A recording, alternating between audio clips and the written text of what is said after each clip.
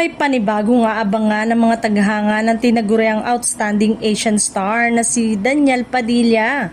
Matapos magbahagi ng teaser post ang Star Magic sa kanilang opisyal na social media account.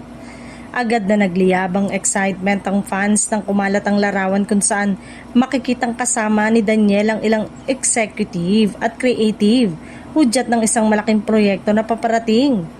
Bagamat wala pang detalyadong impormasyon kung ito ba ay teleserye, pelikula o digital series, malinaw na may inihahandang bago para sa aktor na patuloy na hinahangaan hindi lamang sa Pilipinas kundi maging sa iba't ibang panig ng Asya. Kilala si Daniel sa kanyang dedikasyon sa bawat proyektong ginagawa, kaya naman asahan na naman ang isang dekalibreng pagganap mula sa kanya.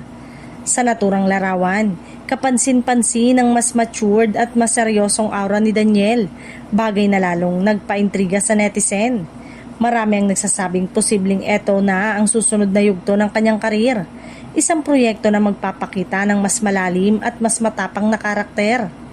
Samantala, patuloy ang suporta ng kanyang solid fanbase na agad nag-trending online matapos ilabas ang post. Umani ito ng libu-libong reaksyon at komento. Karamihan ay nagpapahayag ng pananabik at walang sawang pagsuporta sa bagong hakbang ng aktor. Hindi rin maikakaila na sa bawat pagbabalik proyekto ni Daniel, laging may kaakibat na mataas na expectation.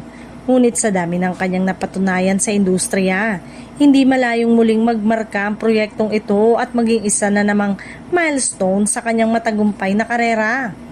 Sa ngayon, hinihintay na lamang ng publiko ang opisyal na anunsyo ng detalye tungkol sa bagong proyektong ito.